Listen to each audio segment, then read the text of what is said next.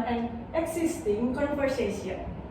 I'm Ardi, and with me today are Nat and Amoryta. Hi! And of course, we've got a very special guest joining us, someone you definitely don't want to miss, Eugene! Yay! So today we're going to have an amazing conversation with Eugene, who definitely has some interesting story to share. And let's get into it. Alright, now it's time to get know our special guest, Eugene. Why don't you tell us a bit about yourself and where you're from, so everyone can get to know you better. Okay, hi everyone. My name is Eugene. I'm 19 years old and I was born on 19th of October 2005. I was born in Jakarta and now I'm a student at Lydiana Catholic University, the same as Ardi, Nat, and Amoryta, and I'm also at the same major as them, which is the communication science at the 4th semester. Hi Eugene! Hey Eugene! Now, Eugene, what's motivating you to move far from home? Okay, well actually what was motivating me is because basically I was born in Jakarta and my family raised me in Jakarta as well. I've lived daily in Jakarta, but then I tried to motivate myself if I can go out of Jakarta to find my own life. So I decided to move to Surabaya because I know that they have an amazing college and universities as well. And I asked my parents if I could move there to Surabaya, and a lot of my families are also in Surabaya, so they kind of like gave me the trust to move to Surabaya because Jakarta and Surabaya is not that far away, especially for now because they have like many other options that you can choose to go from Jakarta to Surabaya, and then they can like mobile every time. My activities in Surabaya is kind of like hectic and something, so I think that's the most motivating for me for moving to Surabaya. Oh, so why do you really want to go to Surabaya? Actually, the first thing why I wanted to go to Surabaya because I think Surabaya is kind of like the second city that has the most educated students in Indonesia, and they have really good universities as well. And I think I have a target that I want to do in Surabaya because a lot of my siblings and my cousins also experienced some really good things in Surabaya. So I think that was the reason why I wanted to go to Surabaya, basically for entering university. Why did you choose Surabaya as your destination? Because as I said before, Surabaya has a really good universities, and also a lot of reviews from my siblings, also my cousins, they say that Surabaya is a really calm city rather than Jakarta, because Jakarta is kind of like a crowded city that has many places and also many updates about life. And I think Surabaya is one of the calmest city as I've already lived so far, and it has really good atmospheres, and also it's not that far away from Jakarta. Also one of the most modern cities in Indonesia as well, the second from Jakarta. So it's your first time in Surabaya, right? Yeah, it's not the first time. I've traveled to Surabaya like a few times, but I think it's the first time for me for living in Surabaya on this age, basically like that.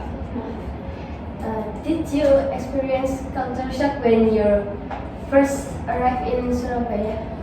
Actually, yes, because I see that there are so many differences between Jakarta and Surabaya, because when you experience living at a really busy city, especially in Jakarta, and then when you're experiencing Surabaya where there's not a lot of crowd happening, it was kind of like a really shocking moment, especially when you see like the traffics in Jakarta. You experience like everyday daily traffics in Jakarta, and then you went to Surabaya, you can see that there's a lot of changes, especially in traffics.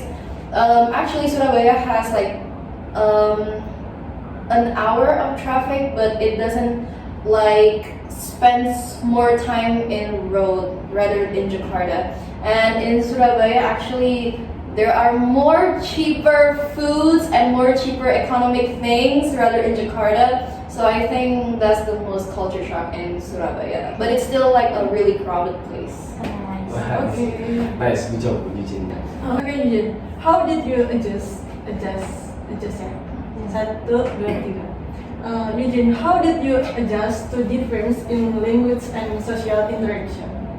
Okay, for a language, it's actually really hard for me to have that adaptation of Jakarta and also Surabaya language because in Surabaya there are a lot of things that they have their own accent of Javanese accent, and then they're kind of like always talks loud about something rather in Jakarta. I mean, Jakarta has their own accent too, but I think Surabaya has like those really hard accents to learn.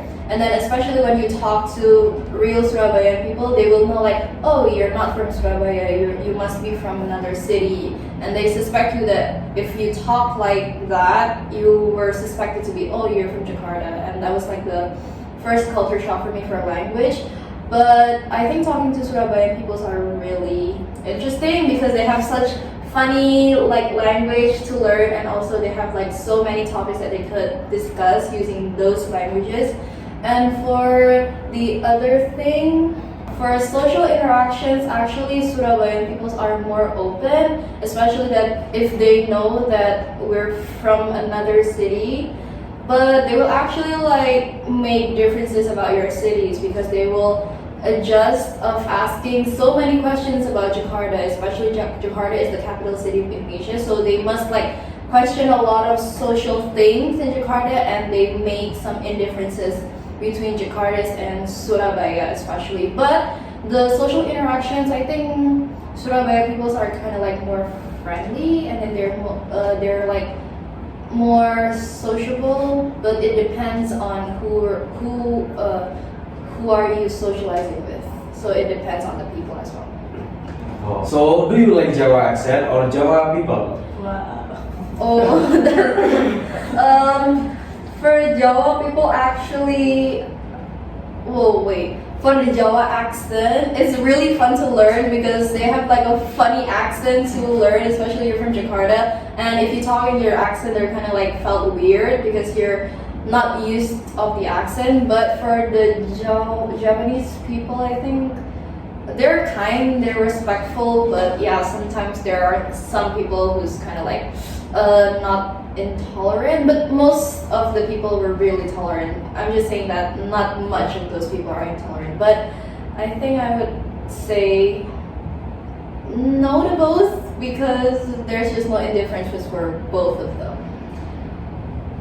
Eugene, have you struggled with Japanese accent in Surabaya because you from Jakarta?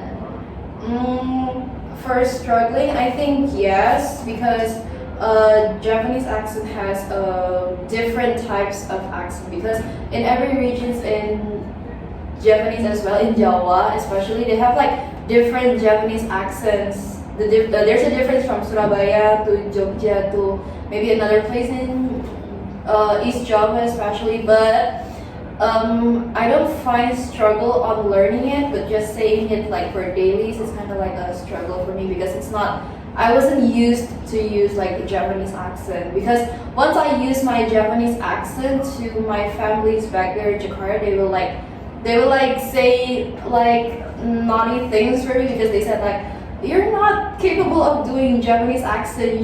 You have to talk better in Indonesian language. Can you just like talk Indonesian normally with us without using your Japanese accent every day for your dailies in Surabaya? And I was like, yeah, I'm trying to, because I'm trying to like confront myself to them that I can also learn their cultures and then also maybe be one of them, because I'm like one of the citizens of Surabaya right now since I'm at my university right now, and most of them are like Japanese people. Okay. I also want to ask, what is different between Japanese and Jakarta? Maybe the difference of Surabaya and Jakarta. Okay, well, significantly, like I said before, Actually, the economic of Jakarta and Surabaya is kind of like the same, but Jakarta has many updates going on like every day. And maybe in Jakarta it's like really crowded, and they have like a lot of region places. Like there's East Jakarta, there's West Jakarta, there's a middle part of Jakarta, and it's far away that was connected to like a way. And then in Surabaya there's just so many places that are close to each other, and then you can like only get there in like 20 minutes or maybe less than 20 minutes. But in Jakarta, for 20 minutes you would just go to Indomaret for 20 minutes because it was such a crowded city, so you can like get anywhere fast. And then also there are so many more cheaper foods or maybe cheaper shopping places in Surabaya rather than Jakarta, because you're going to feel like if you already traveled to Surabaya and then you've already experienced shopping and then street fooding in Surabaya, and then you came back again to Jakarta, you're gonna feel like really overwhelmed because of the price range that was really significantly different. I think like that. Have you struggled with financial manage while living away from home? Any tips? For financial, I think no, because I was used to live a really hard financial in Jakarta. Well, not hard, but it's more expensive financial in Jakarta. It's like I said before, the things in Jakarta is much more expensive. It's like 2 times more expensive than Surabaya. So once I traveled and then I lived here in Surabaya, everything felt like not so cheap, but it's kind of 2 times more cheaper than Jakarta. But for financial struggles, I think at some parts, because you had this kind of like culture shock, and then you had this kind of like thing that you wanted to experience everything, you wanted to buy everything because you're new there, it's kind of like making you feel like you cost a lot of things for just the items that you cannot get in Jakarta but you can get in Surabaya. So I think my financial problems is probably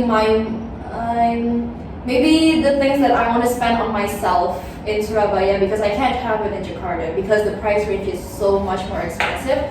So every time I saw something that is the same in Jakarta but has the least price in Jakarta, I kind of like wanted to buy all of it, whether it's not that important.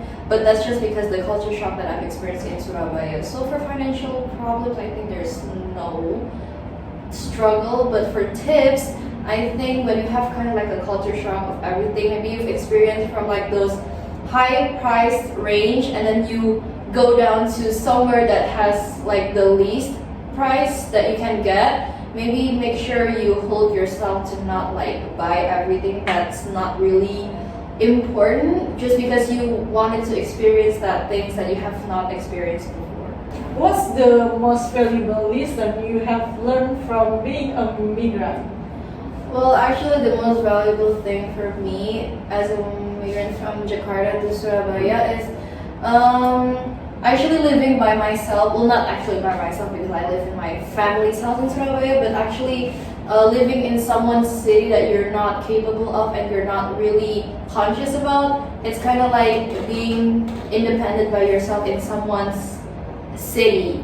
And also you have to, I kind of like have those struggles where I'm homesick because I miss my old cities or my old life in Jakarta, but then you have to adapt there so you can experience something that you have never experienced.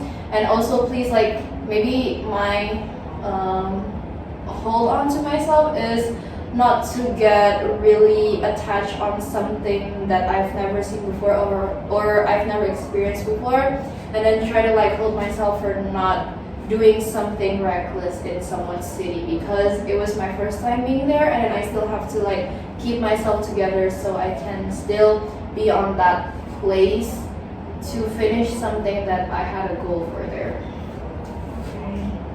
How has this experience shaped your personal growth?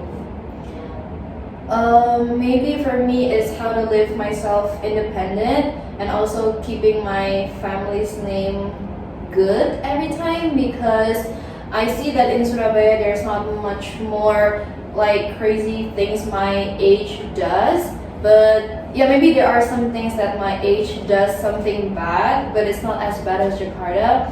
but I still have those things that made me wanted to experience something more, like maybe go to a club or maybe go to a bar or maybe do something crazy that I haven't even done in Jakarta before, and I wanted to do it in Surabaya, but just I have to have like those self-consciousness for myself to just keep myself steady, and then also motivate myself to finish whatever I have to do in Surabaya, and then just straight away finish it, and then maybe go back to Jakarta and do something that I've already planned to do. My notes for everyone who is living far away from their city: don't be afraid to experience something that you haven't experienced before, especially from the city that you haven't experienced before. Just try to keep yourself steady, and then also keep yourself conscious. So whatever you do in those city that you're trying to go, please make sure that you still have your self-conscious, and then also don't be afraid to try something new in those city, because I know that you'll regret it someday when you already go back to where you come from and then you haven't experienced those things at the city. And then please still have those like sustainability in yourself to not do something reckless in someone's city because you're just a traveler, or maybe you're just some stranger who's trying to adapt in someone's city like that, or else if you're trying to live there for the rest of your life. Cool. Thank you so much for tuning in. And we hope this episode inspired you. Stay strong, and we'll see you next time on Migrant.